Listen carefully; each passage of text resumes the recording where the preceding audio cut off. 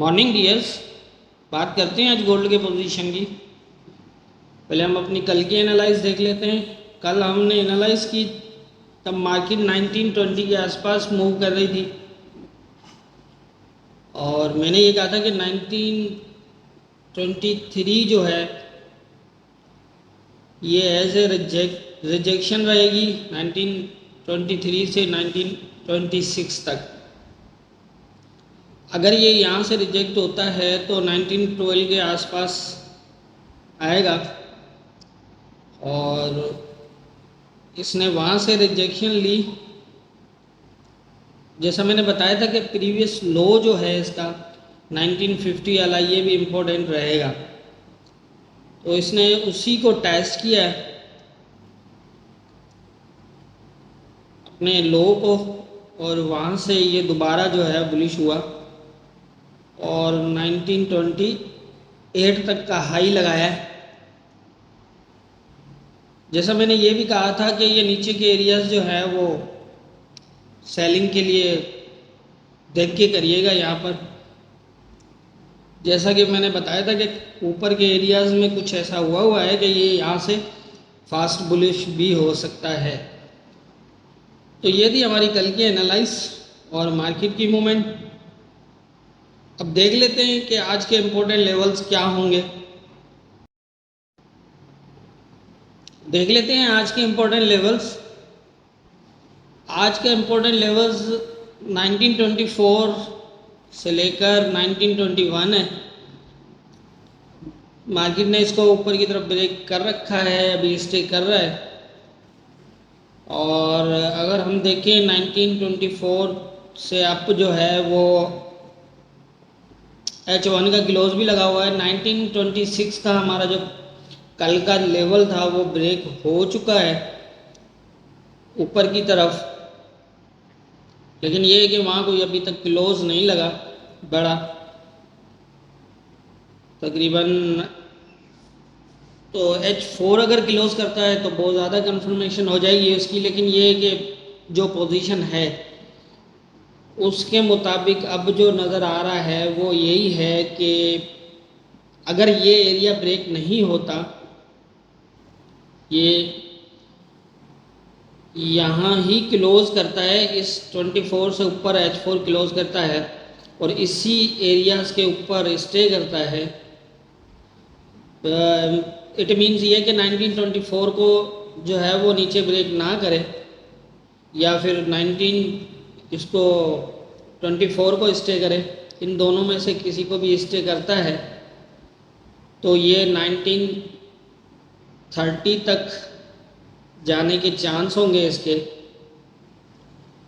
और अगर ये यहाँ से स्टे नीचे आके दोबारा क्लोज कर देता है तो इस तरह की पोजीशन बन सकती है।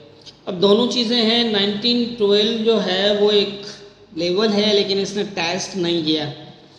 दो चीज़ें, बाय द वे कभी ऐसा होता है कि लेवल से 20-30 पिप्स जो है वो दूर से ही मार्केट जो है मूव हो जाती है उसको टेस्ट किए बिना, और जो बिना टेस्ट किए मूव होती है वो एक स्ट्रांगनेस शो करती है।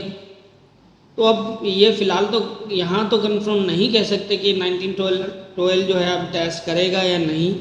ये 1930 से ऊपर अगर H4 क्लोज करता है और स्टे कर जाता है तो फिर बहुत ज़्यादा चांस होंगे कि फिर ये ऊपर की मूव करना स्टार्ट करे, फिर शायद ये 1912 टेस्ट ना करे। लेकिन अगर ये 30 तक से भी अगर रिजेक्ट होता है और नीचे आ जाता है, 21 से नीचे आ जाता है, यहाँ क्लोज करता है H4 वगैरह, तो फिर पॉसिबल होगा कि ये 20 तक जाए। लेकिन अब नीचे का एरिया तो काफ़ी जो है रिस्की हो चुका है सेलिंग के लिए। सो यही है कि जैसे इस नीचे के एरिया में है, कोशिश करके ये आप प्रॉपर जो है वो पोजीशन के साथ ही अब नीचे करिएगा ट्रेड, क्योंकि ऊपर का एरिया ब्रेक करना ये एक इंडिकेशन है। 34 बहुत इम्पोर्टेंट है। 34 तक अगर इससे ऊपर निकलता है तो फिर तो बहुत ज़्यादा कंफर्मेशन हो जाएगी डे का क्लोज जो है आज अभी भी वैसा नहीं लगा जिसके बेस पे हम ये लगाएं कि ये 9039 या फिर ऊपर जा सकता है। अभी भी डे के क्लोज के मुताबिक थोड़ी सी वीकनेस मौजूद है, लेकिन H4 जो है वो कुछ बुलिश दिखा रहा है। और ऐसी पोजीशन के अंदर ये होता है कि इसको हमेशा यही है कि बड़ा टाइम फ्रेम जो है वो बाद में अपनी कंफर्मेशन देता है, छोटा टाइम फ्रेम पहले देता है।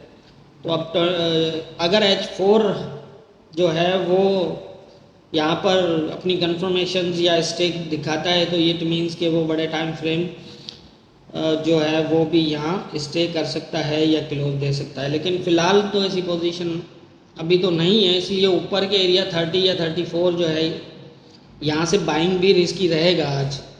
और वैसे न्यूज़ वगैरह भी कोई नहीं है कि कोई बड़ी मूव लगे, लेकिन वीकली क्लोज है तो ये जहन में रखिएगा, क्योंकि वीकली क्लोज बहुत इम्पोर्टेंट होता है और उसमें न्यूज़ की ज़रूरत नहीं होती, एक्स्ट्रा मूव्स लगती हैं।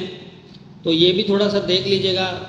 ऊपर 30 से 34 और बीच ये जो अब रहेगा 1924 से 21, ये दोनों इम्पोर्टेंट है।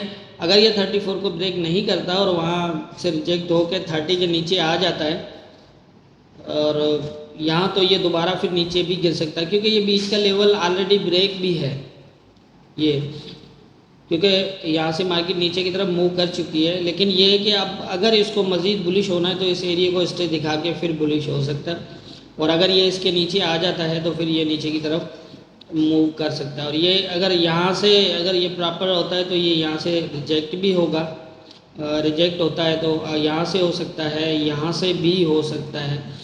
34 से ऊपर तो फिर बाइंग जो है वो नहीं करनी चाहिए। इस तरह भी हो सकता है, इससे नीचे भी जा सकता है। मतलब आप इस लेवल से जो 21 24 वाला है, अब इससे नीचे सेलिंग जो है वो ध्यान से करिएगा। जब तक ये 21 के नीचे H4 क्लोज नहीं करता तो आप यहाँ पर सेलिंग नहीं करेंगे इस नीचे के एरिया में। बाकी ये कि ऊपर का एरिया मैंने बता दिया है 1930 से ऊपर का जो है वो 1930 से 34 जो है वो ये इम्पोर्टेंट है। इससे ऊपर बाइंग बिल्कुल भी नहीं करनी चाहिए, काफ़ी रिस्की रहेगा यहाँ पर बाइंग। सो इस तरह की पोजीशन है अभी जो लेवल्स में मुझे नज़र आ रही है।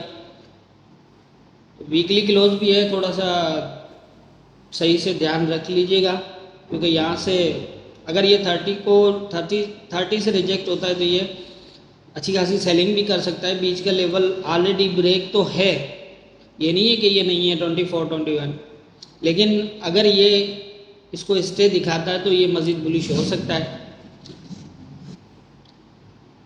तो इसलिए जो है ना वो इस 24 21 जो है वो इस एरिया पे सही से नज़र रखिएगा।